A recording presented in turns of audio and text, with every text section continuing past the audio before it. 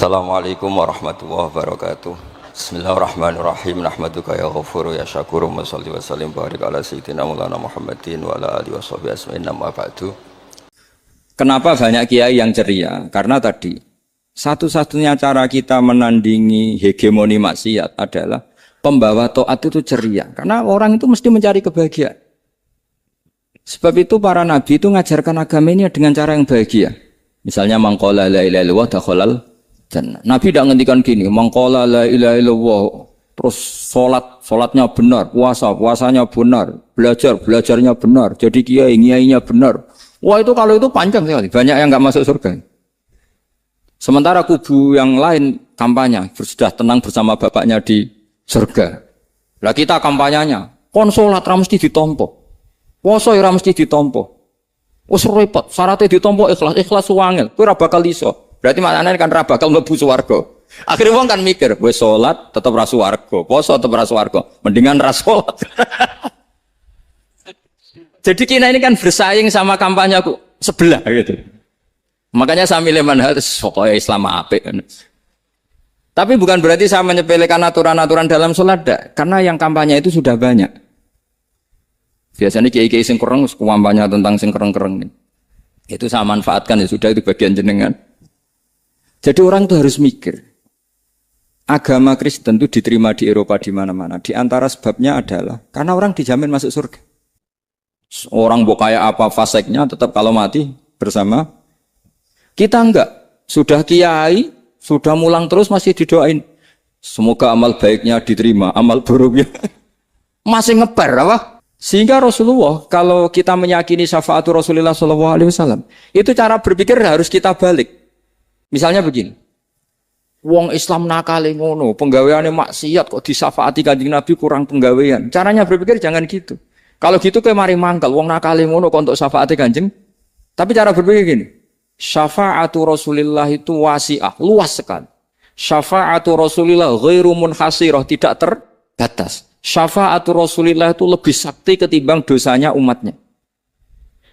Semua ulama dulu kalau nyifati Allah juga gitu.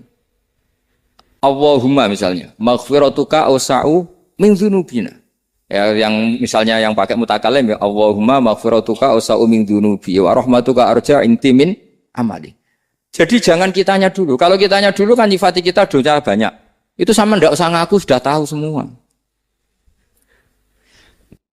Tapi nyifati pertamanya apa? Allahumma maghfiratuka awsa'u min dzunubi wa rahmatuka arja inti min.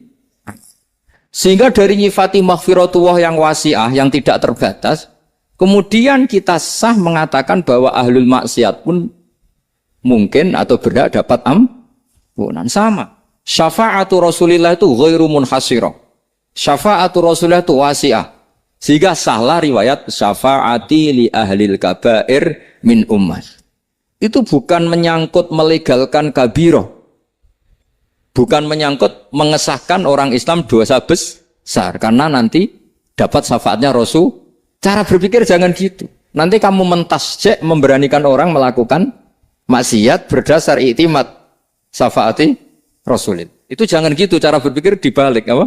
Syafa'atu Rasulullah awsa'u wa awsa'u. Sangat lu. Sehingga saking luasnya sampai yang tukang maksiat saja kebagian. Sama rahmatnya Allah Ta'ala itu wasi'ah. Rizkinya Allah ya wasik. Sampai wong nganggur ya iso mangan ngono.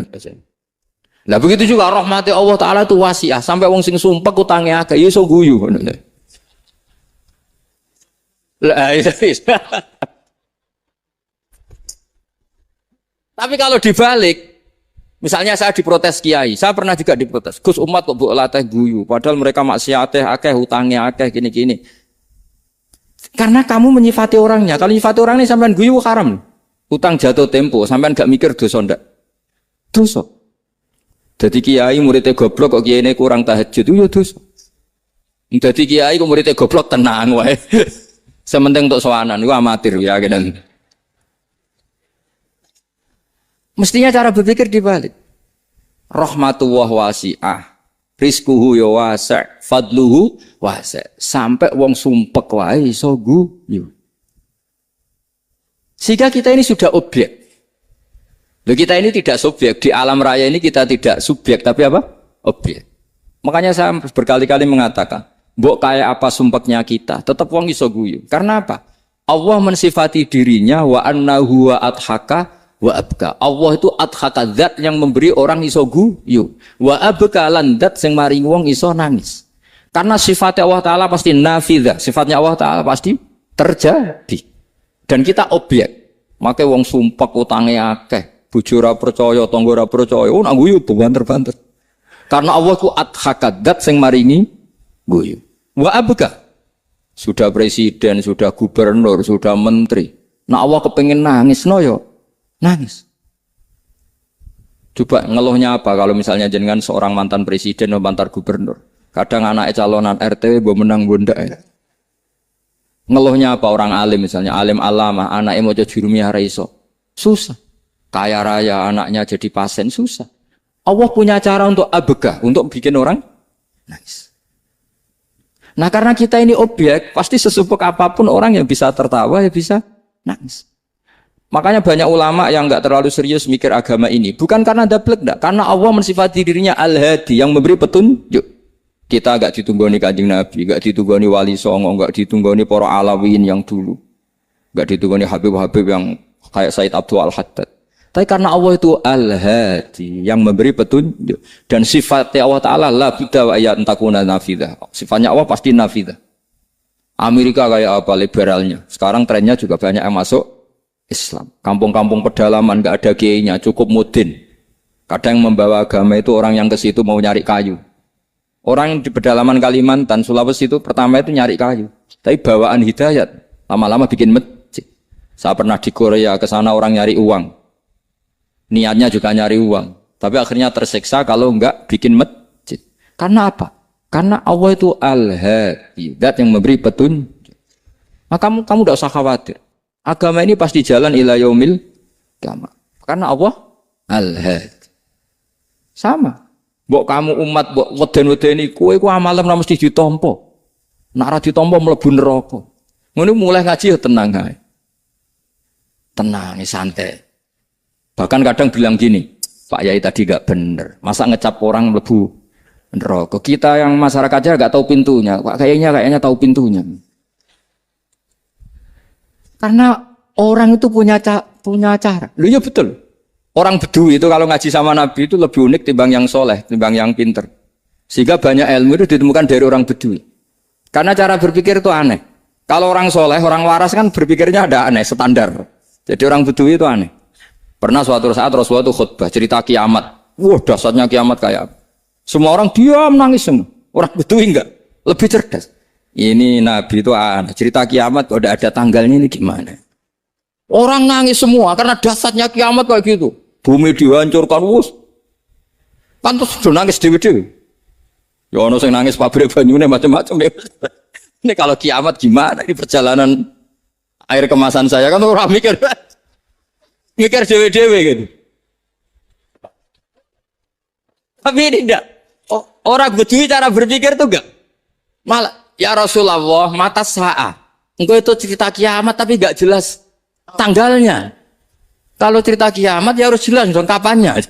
Jadi unik. Jadi cara berpikir, sahabat kaget semua loh. Kaget. Karena enggak kepikiran. Nabi A'radu anhu, A'radu itu mengabaikan. Banyak sahabat yang menganalisis lam yasma kan. Nabi memang enggak dengar sehingga mengabaikan. Ada yang analisis lagi sami'a wa kariha. Sebenarnya Nabi dengar cuma enggak berkenan karena tengah-tengahnya khutbah kok tanya. Tapi si Arabi ini cerdas. Masuk akal kan? Misalnya mau pilihan presiden, orang mesti tanya kapan kan gitu. Ya kan? Mau ganti presiden atau ganti bupati, takarannya orang kan kapan? Kayak Mas Akom jadi wali ndak? Pertanyaannya kan kapan? Kalau jatuhnya kan sudah ya. Sehingga tanya, mata sa'ah ya Rasulullah. Lama-lama Nabi diangen-angen, bener juga orang ini. Saya cerita kiamat kok gak jelas kapannya. Ini Nabi menjawab. Tapi karena Nabi orang-orang yang sangat pinter, tanya balik. Ma'adattalah. Lalu kalau kamu berani tanya kiamat kapan, saya tanya balik. Ya persiapan kamu apa? Jawabnya santai saja. Fa wa ma'adattalah kabira sholatin wala siyamin walakinni uhibbuka ya Rasulullah. Saya nggak menyediakan apa-apa, sholat saya biasa aja, maksudnya standar. Ya kira-kira 5 waktu pas. Ya jenis saya lah kira-kira. Wala kafiru siyamin. Dan saya puasa ya standar saja pas. Walakin uhibbuka ya Rasulullah. Tetapi saya mencintai engkau ya Rasulullah. Jawabannya Nabi apa? Almar'u ma'aman ahabba. Sebagian riwayat anta ma'aman ahbabta. Jadi hadis itu populer tuh barokahnya wong desa. Andai kan dia punya etika, maka sowan dulu tanya 4 mata. Itu jadi hadis ahadi. Tapi barokahnya dia selonong di depan umum. Zaman Nabi khutbah itu jadi hadis mutawatir. Jadi kadang barang baik itu barokahnya orang yang enggak baik. Maksudnya su'ul adab. Tanya gitu kan su'ul. Tapi itu barokah. Akhirnya hadis itu mutawatir. Karena didengar ribuan sahabat yang mendengarkan khutbahnya Rasulullah. Tapi kalau hadis itu satu-satu kan. Khossoni bidzalika Rasulullah. Khossoni bidzalika Rasulullah. Itu nanti jadi hadis ahadi. Yang kualitasnya jauh di bawah hadis mutawatir. Jadi barokahnya orang su'ul adab itu ya ada. Karena Allah yang mendesain ini. Akhirnya kata sahabat, kata Anas bin Malik, mereka itu mangkelnya bukan main sama Arabi tadi. Karena tanya enggak sopan sama Rasulullah. Tapi setelah Nabi jawab, Almar'u ma'aman habba, fama farihu bisyai'in farohahum bidzalika badal. Mereka enggak pernah senang dengan hadisnya Nabi, sesenang riwayat Almar'u ma'aman ahabba. Barokahnya Arabi. Makanya saya sebagai kiai ini, Bedui saya tak pertahankan ila yaumil qiyamah. Karena umat ini pernah terbarokai oleh orang apa? Bedui. Barokai suladab tadi. Jadi mohon ini supaya majelis ini kan majlisul iltorti Rasulullah, coba terlatihlah mengatakan Allah itu subjek, Allah itu al-fa'ilul mukhtar, Allah itu al-fa'ilul mukhtar, Allah itu yang menentukan alam ini. Dan Allah mensifati dirinya wa annahu huwa adhaka wa abka. Allah itu zat yang memberi orang itu bisa tertawa. Dan Allah juga yang memberikan orang itu bisa menangis. Mbok kayak apa kamu neror umat? Wah, amal enggak mesti diterima gini-gini. Ternyata ning majelis nangis ya. Mulai guyu. Kadang guyu-guyune ngenyek tenane. Daripada apa ya agak-agak merodok orang yang dohirnya beda dengan batinnya. Enggak perlu distatuskan seperti itu. Ya sudah biasa saja. Jadi fi muqaddimihim, imam besar dalam manhaj ini namanya Abul Hasan apa? Asyadzili. Abul Hasan Asyadzili itu kalau ada orang tanya gini, Beb saya ini susah, sholat saya tidak mesti diterima Allah gini-gini, marah. Enggak usah. Kafa bika jazaan an radiyaka laka ahlan. Sudah kamu ditakdir pernah sujud itu sudah keren. Saya itu andaikan dapat kabar dari malaikat bahwa sholat kamu tidak diterima, saya tidak susah. Bukan karena sombong. Pernah ditakdir sholat sujud ning Allah itu keren. Kayak apa malunya kita ketemu Allah kemudian kita di bumi tidak pernah sujud. Makanya itu Abul Hasan Asyadzili kowe ora usah mikir sholat ditampa taro ora usah mbok mikir. Kowe ditakdir tau sujud itu hebat. Kafa bika jazaan an radiyaka laka ahlan. Cukup kamu mendapat balasan dari Allah, kamu pernah ditakdir sujud. Gak perlu ngaji alim alamas, gowo sawi ngalor ngidul jalalain keren. Paling gak malaikat pernah melihat kamu, gowo tak kitab kuwedi. Gak penting paham kamu. Karena isra bakat paham Mas. Jadi Abul Hasan Asyadzili adalah orang yang dan itu Al-Hasani ya, dan itu Al-Hasani. Makanya macam-macam kita yang Al-Husaini sudah kita punya Faqih Muqaddam, punya banyak. Di Al-Hasani yang paling populer diantaranya adalah Abul Hasan Asyadzili. Beliau itu kalau ngendikan sesuatu itu positif terus. Termasuk itu ketika ada orang resah sholat saya diterima ndak, kata beliau, wes kowe sing sempurna, ditakdir tahu sujud. Saya itu sebetulnya kadang-kadang miris, wes sholatku tompo ta ora, tapi saya sangat sadili.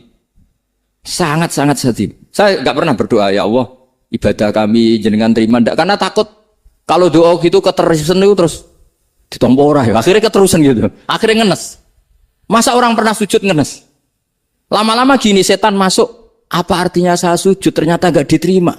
Lu wong kawula kok iskal tentang pernah sujud.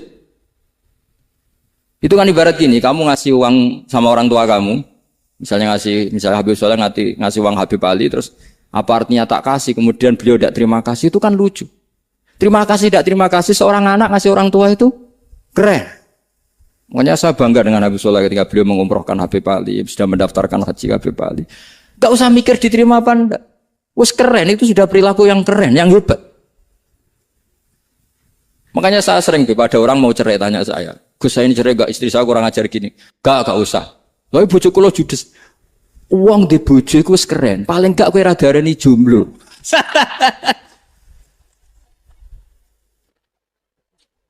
Oh, diarani duda ora enak. Wes luwe sabar ndi diarani duda mek diarani bojo judes. Enak bojo judes cek gagah. Di bojo lah.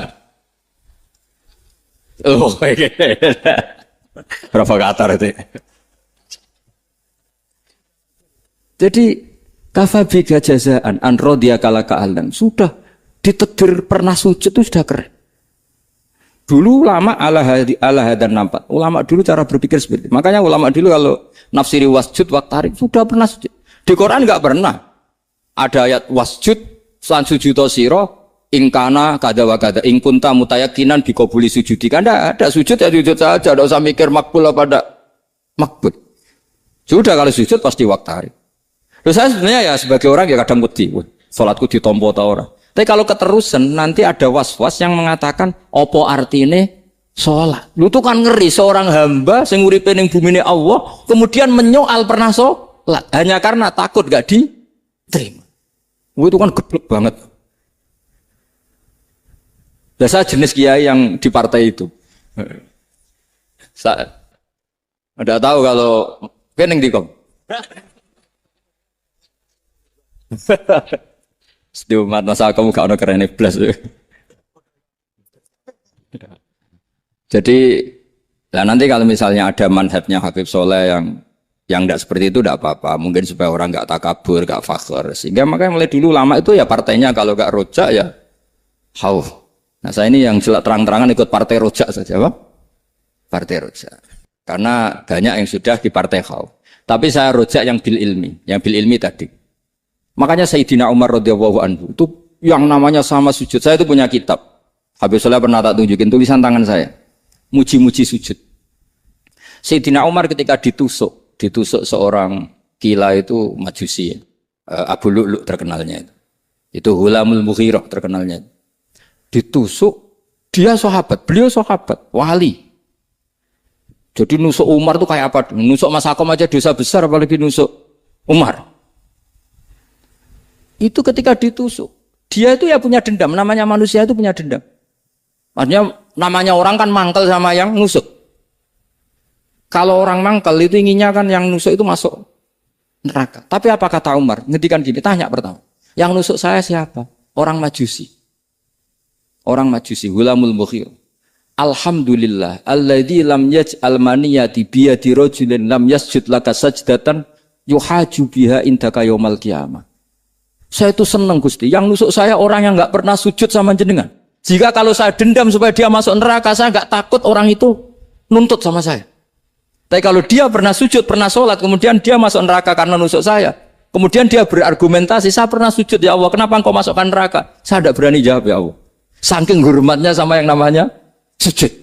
Jadi kamu dendamnya kesampaian, cara Jawa ya. Dendam dengan tanda kutip ya, tidak makna semestinya. Jadi mangkel mbek sing nusuk, nak mlebu neraka pantas, wong ora tau sujud wae Gusti gitu.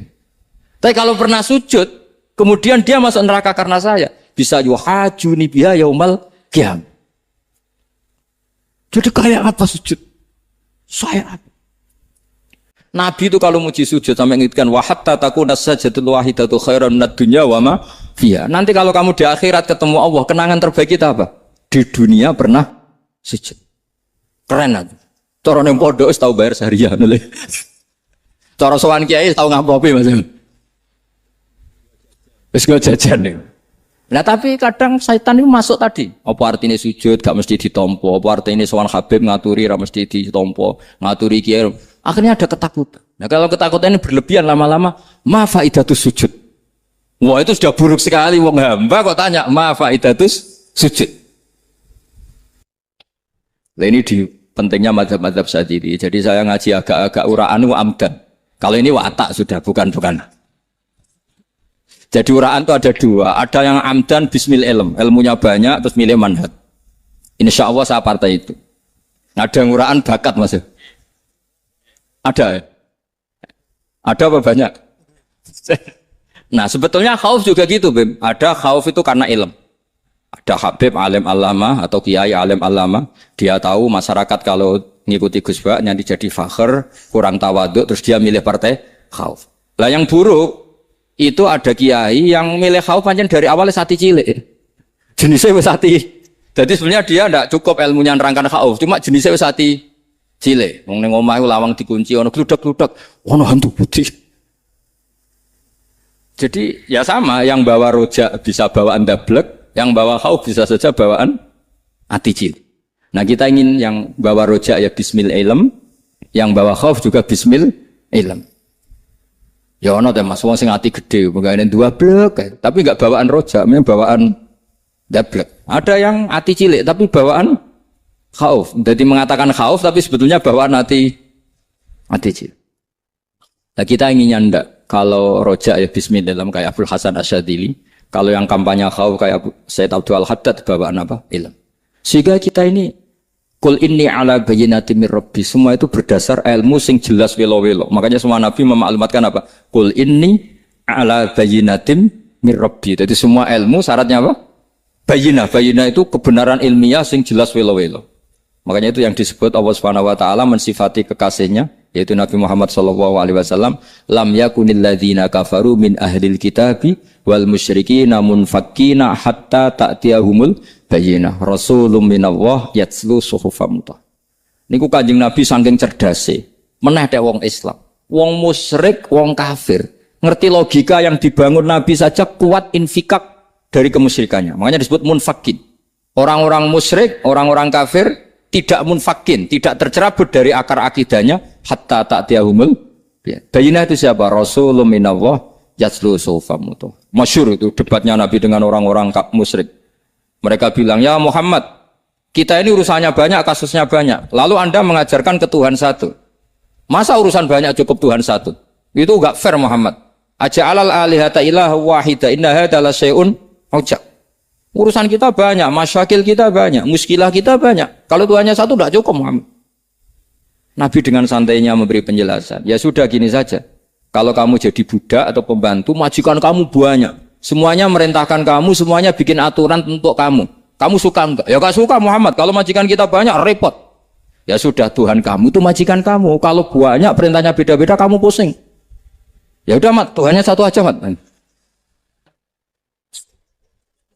Karena Nabi bayina, orang itu bisa dibalik-balik pikirannya. Dan makanya disebut dorobawaw masalah rojulan fihi syuroka'u mutasyakisuna wa rojulan salamal lirojul hal astawiyani masalah alhamdulillah. Jadi Nabi itu kalau adu argumentasi itu luar biasa. Jadi segampang itu Nabi memberi apa?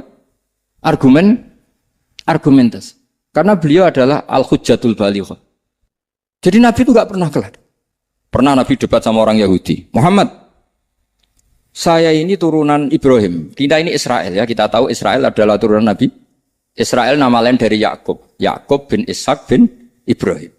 Padahal Yakub ini punya anak namanya Yahuda. Makanya Yahuda bin Yakub bin Ishak bin. Kita ini yang mirip Ibrahim. Bukan kamu. Tapi orang Yahudi itu nggak apal nasabnya. Sehingga mereka bilang, kita ini saking baiknya. Ibrahim saja pengikut kita. Terus digojlok oleh Nabi. Ibrahim itu buyute Yahuda. Makanya digojlok ha antum ha ula ihajatum fi malakum bi ilm falimatu hajuna fi ma laysa lakum bi ilm. Kita adu debat itu sudah ilmiah. Kenapa kamu menjadi tidak ilmiah? Kenapa Muhammad? Terus Allah menurunkan wa ma unzilatit Taurat wal Injilu illa min ba'di afala ta'qilun. Artinya gini, kalau Ibrahim dikatakan Ibrahim Yahudiyah, itu sama dengan saya berkali-kali podo karo sampean misalnya ngendikan Bazubair itu pengagumnya Gus Roji misalnya. Padahal Gus Roji bin Ubab bin Maimun bin Zubair. Misalnya Gus Roji bin Kiai Haji Ubab bin Kiai Haji Maimun bin Kiai Haji Zubair. Nah Ibrahim itu kan Yahuda bin Yakub bin Ishak bin Ibrahim. Terus mereka bilang Ibrahim itu pengikut Yahudi. Itu kan kebalik-balik. Kayak Habib Hasan itu pengagum Habib Soleh. Kan Habib Hasan rohnya ini gimana ini sih mbahnya kok dianggap. Nah sehingga orang Yahudi ketika Nabi berdebat, Beda dengan Nabi Muhammad SAW. Ketika ditanya, kenapa kamu yakin agama tauhid? Millata abi. Karena ini agama nenek moyang saya. Millata abikum apa? Ibrahim. Jadi jelas. Akhirnya orang Yahudi ngerti. Ya kan sama dengan mengatakan tadi, Pak Karno itu pengagum Puan Maharani. Kan aneh nggak kalimat itu? Mbah Hasyim Asy'ari itu pengagum Gus Dur. Gak lucu. Itu debat. Jadi Nabi itu orang yang bayina. Bayina itu kalau menerangkan kebenaran itu bahkan orang kafir pun bisa infikak, bisa munfakin, tercerabut dari akar. Nabi itu mudah sekali merubah logika. Makanya di Quran sering ada kata aro'aitum. Karena memang tadi. Nah saya mohon apapun pilihan Anda rojak, kayak Abdul Hasan Asadili tadi. Ketika orang resah sujudnya diterima apa enggak, sholatnya diterima apa enggak. Beliau bisa berargumentasi betapa pentingnya sujud. Wes aja kowe iku kawula, tahu sujud iku keren. Saman bayangkan betapa malunya kita. Kalau kita ketemu Allah kemudian di dunia enggak pernah. Lho paribasane kula mlebu swarga lah wisin. Mlebu swarga, tapi ning donya ora tahu wisin. Sama seperti kowe di guru, saurip-uripmu ora tahu salam template wisin. Kira-kira seperti, meskipun salam template ora penting. Ya ora penting toh, misalnya soalnya salam template 50.000, duwe wis akeh ngono kan. Nama sakom penting kudu rokok. Itu bukan nilainya kok, betapa malunya kita. Saya dulu mau sarang, andai kan tidak pernah khidmah sama, ya malu tenan sebagai apa? Santri. Makanya Sayyidina Umar ketika beliau dibunuh orang, itu pertanyaan pertama, dia pernah sujud enggak? Enggak pernah. Andai kan dia pernah sujud, maka saya tidak berani masukkan dia masuk neraka. Takutnya dia protes sama Allah, ya Allah saya pernah sujud, kenapa harus di neraka? Atau Umar ditanya Allah gini, Umar, kue ridho wong sing tahu nyembah aku, kemudian dia di neraka. Kayak apa? Jadi makanya Umar ketika wafat ketika alhamdulillah alladzi lam yaj'al maniyati biyadi rajulin lam yasjud laka sajdah. Ya jadi saya mohon sekali jadi majelis ini sebuah majelis mubarak, caranya tauhidnya dibenarin. Apa tauhidnya dibenarin? Jadi Allah itu adhaka wa abka, Allah itu al-hadi, Allah itu ar-razzaq. Sehingga Menteri Ekonomi mbok salah rumusnya lah wong tetap mangan. Mergo Allah itu ar-razzaq. Mbok negara dikelola keliru lah wong tetap mangan, wong Allah itu ar-razzaq. Kiai rada akeh sing di masalah.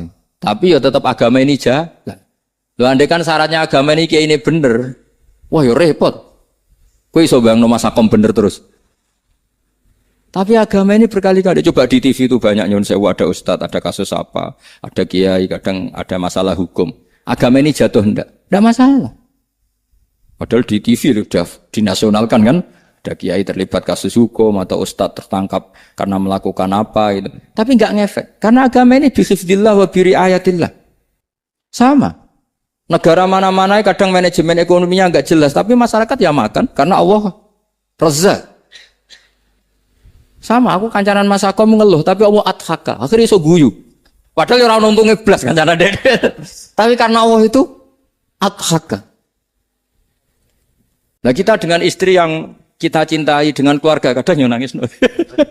Karena Allah itu zat yang bisa memberi abka. Wa annahu wa adhaka wa abka. Terus wa annahu wa amata wa ahya. Kita tidak ingin mati. Wah ya mati saja karena kita objek. Nah, hidayah itu seperti itu. Allah al-hadi. Apa? Allah itu kayak apa Korea, negara ateis. Enggak kebayang di sana ada ngaji Aqidatul Awam, Mabadi' Fikih. Sekarang banyak. Saya tuh kalau beli Aqidatul Awam kerdusan, tak kirimkan ke Korea. Sebelum saya ke Korea, karena sebagian santri saya di Jogja. Di sana ada ngaji Aqidatul Awam, ngaji Takrib. Bahkan saya di sana dilakokno sa'duna fid dunya. Kayak apa Allah kalau ingin bikin hidayah? Karena Allah itu al-hadi. Wong Indonesia digerakno seneng duit. Bareng wis seneng duit mau apa? Korea. Setelah di Korea tersiksa karena enggak ada tempat sujud. Akhirnya urunan. Segampang itu kalau Allah menghendaki. Itu enggak dibenem MUI, enggak dibenem. Karena Allah al-hadi. Jadi saya mohon sekali tauhid ini dibenerin dulu. Allah tetap al-fa'ilul mukhtar, apa? Al-fa'ilul mukhtar. Sehingga Allah mensifati dirinya adhakawa. Mbok kamu bendung kayak apa, orang ngaji saya tetap guyu. Sekarang iso mbuli saya, oh Gus Bab yang ngaji sejak guyu. Allah yang memberikan guyu kamu itu. Andai kan sesuai Status kamu kowe ora ngarep guyu, utang akeh, jatuh tempo, bojo ora percaya. Gede-gede ya, kayak paham. Ya jadi ini tak izzatkan jenengan saya ini tadi bawa kitab Fathur Rahman di Thalibi Ayatul Quran mau tak kasihkan hadiah ke saya itu Umar Hafid sebagai penyempurna karena beliau sudah Al-Husaini. Semoga ini dapat barokahnya Al-Hasani. Ini dikarang oleh zurianya Abdus Salam bin Masis. Abdus Salam bin Masis adalah guru dari Abdul Hasan apa?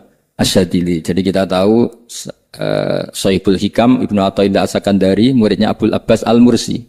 Beliau muridnya Abdul Hasan Asyadili. Beliau muridnya Abdus Salam bin Masis. Yaitu Alami Zada ini min dzurriyyati Abdus Salam bin Masis. Jadi ini Al-Hasan. Jadi ini sudah klub karena mulai dulu ya tradisinya gitu. Banyak sabaib ngaji barojak, bafadol. Nanti yang bafadol barojak yang ngaji Habib lagi. Seperti sanadnya Soleh di Sarang. Ya Soleh ngaji Bahmun.